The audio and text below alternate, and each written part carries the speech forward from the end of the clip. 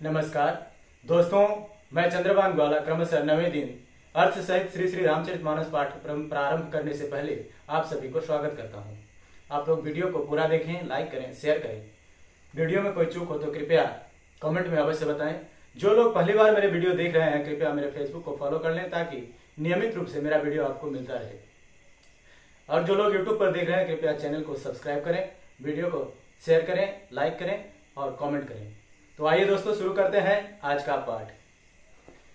रामायण तुलसी कृत कही कथा अनुसार, आसन लीजय प्रेम युत आई पवन कुमार सियावर रामचंद्र की जय।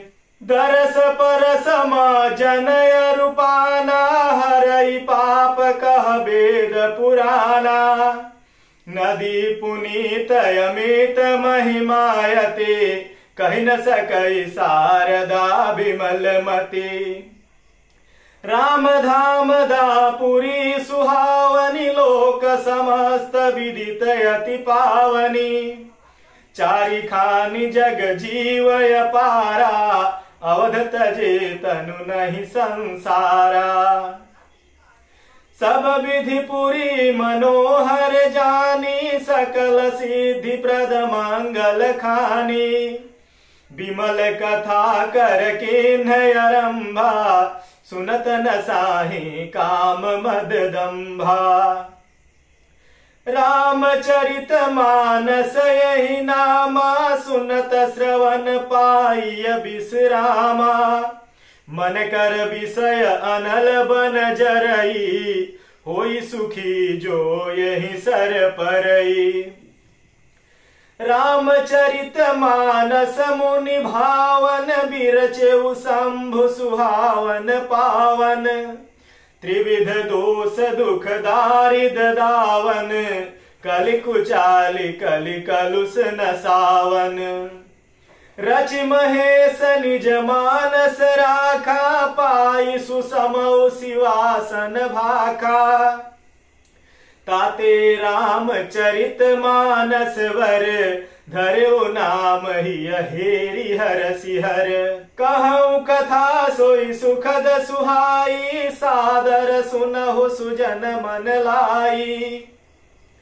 जस मानस जहि विधि भयो, जग प्रचार जहि हेतु। अब सोई कहूँ प्रसंग सब, सुमिरी उमा वृख केतु। सियावर रामचंद्र की जय। अर्थात वेद पुराण कहते हैं कि श्री सरयू जी का दर्शन, स्पर्श, स्नान और जलपान पापों का हरता है। यह नदी बड़ी ही पवित्र है, इसकी महिमा अनंत है, जिसे विमल बुद्धि वाली सरस्वती जी ने भी नहीं कह सकी। यह शोभायमान अयोध्यापुरी श्री रामचंद्र जी के परम धाम की देने वाली है। यह लोक में प्रसिद्ध है और अत्यंत पवित्र है। जगत में अंडज, स्वेदज, उद्भिज और जरायुज चार खानी प्रकार के अनंत जीव हैं। इनमें से जो कोई भी अयोध्या जी में शरीर छोड़ते हैं वे फिर संसार में नहीं रहते, जन्म मृत्यु के चक्कर से छुटकर भगवान के परम धाम में निवास करते हैं। इस अयोध्यापुरी को सब प्रकार से मनोहर, सब सिद्धियों को देने वाली और कल्याण की खान समझकर मैंने निर्मल कथा का आरंभ किया, जिसके सुनने से काम और दंभ नष्ट हो जाते हैं। इसका नाम रामचरितमानस है, जिसके कानों से सुनते ही शांति मिलती है। मन रूपी हाथी विषय रूपी दावानल में जल रहा है, वह यदि रामचरितमानस रूपी सरोवर में आ पड़े तो सुखी हो जाता है। यह रामचरितमानस मुनियों को प्रिय है। यह सुहावनी और पवित्र मानस की शिव जी ने रचना की। यह तीनों प्रकार के दोष, दुख आदि दरिद्रता को तथा कलयुग की कुचालों और सब पापों का नाश करने वाला है। श्री महादेव जी ने इसको रचकर अपने मन में रखा था और सुअवसर पाकर पार्वती जी से कहा। इसी से शिव जी ने इसके अपने हृदय में देखकर और प्रसन्न होकर इसका सुंदर रामचरितमानस नाम रखा। मैं उसी सुख देने वाली सुहावनी कथा को कहता हूँ। हे सज्जनों, आदर पूर्वक मन लगाकर सुनिए। यह रामचरितमानस जैसा है, जिस प्रकार बना है और जिसे हेतु से जगत में इसका प्रचार हुआ, अब वही सब कथा मैं श्री उमा महेश्वर का स्मरण करके कहता हूँ। शंभु प्रसाद सुमति अहुलसी, रामचरित मानस कवि तुलसी। करई मनोहर मति अनुहारी, सुजन सुचित सुनि लेहु सुधारी।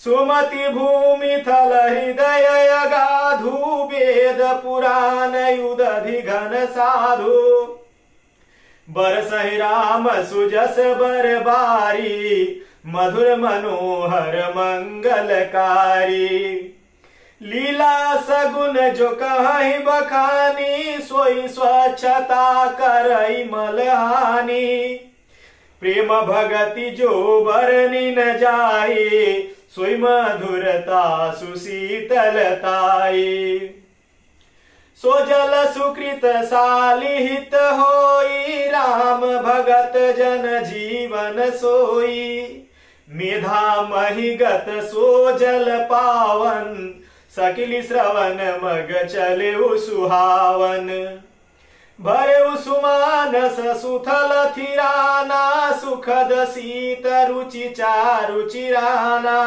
सुठ सुंदर संवाद बर बिरचे बुद्धि विचारी ते यही पावन सुभग सर घाट मनोहर चारि सियावर रामचंद्र की जय।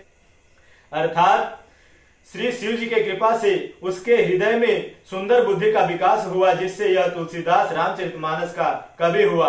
अपनी बुद्धि के अनुसार तो वह इसे मनोहर ही बनाता है, किंतु फिर भी वह सज्जनों सुंदर चित्त से सुनकर इसे आप सुधार लीजिए। सुंदर सात्विकी बुद्धि भूमि है, हृदय ही उसमें गहरा स्थान है। वेद पुराण समुद्र और साधु संत मेघ हैं। वे साधु रूपी मेघ श्री रामचंद्र जी के जस रूपी सुंदर मधुर मनोहर और मंगलकारी जल की वर्षा करते हैं। सगुन लीला का जो विस्तार से वर्णन करते हैं वही राम यश रूपी जल की निर्मलता है, जो मल का नाश करती है। और जिस प्रेमा भक्ति का वर्णन नहीं किया जा सकता, वही इस जल की मधुरता और सुंदर शीतलता है। वह राम सुजस रूपी जल सत्कर्म रूपी धान के लिए हितकर है और श्री राम जी के भक्तों का तो जीवन ही है। वह पवित्र जल बुद्धि रूपी पृथ्वी पर गिरा और सिमट कर सुहावने कान रूपी मार्ग से चला और मानस हृदय रूपी श्रेष्ठ स्थान भरकर वही स्थिर हो गया। वही पुराना होकर सुंदर रुचिर शीतल और सुखदायी हो गया। इस कथा में बुद्धि से विचार कर जो चार अत्यंत सुंदर और उत्तम संवाद भुसुंडी जी, गरुड़, शिव, पार्वती, याज्ञवल्क्य, भारद्वाज और तुलसीदास और संत रचे हैं, वही इस पवित्र और सुंदर सरोवर के चार मनोहर घाट है।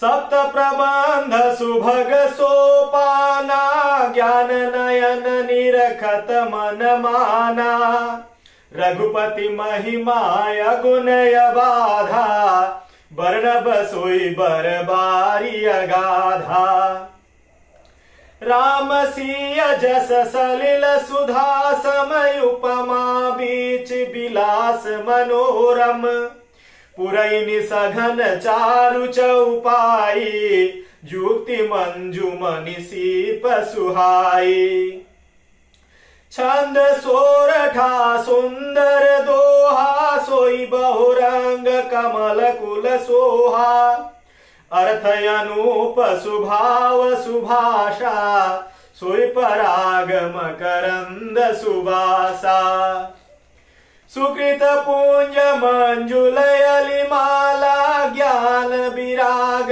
विचार मराला धुनि अवरेव कवित गुण जाति मीन मनोहर ते बहुभाति अर्थ धर्म कामादिक चारी कहब ज्ञान विज्ञान विचारी नवरस जप तप जोग विरागा ते सब जल चर चारु तड़ागा सुकृति साधु नाम गुण गाना ते विचित्र जल विहंग समाना संत सभा चहु दिशि अमराई श्रद्धा ऋतु बसंत समगाई भगति निरूपण विविध विधाना क्षमा दया दम लता बिताना समझम नियम फूल फल ज्ञाना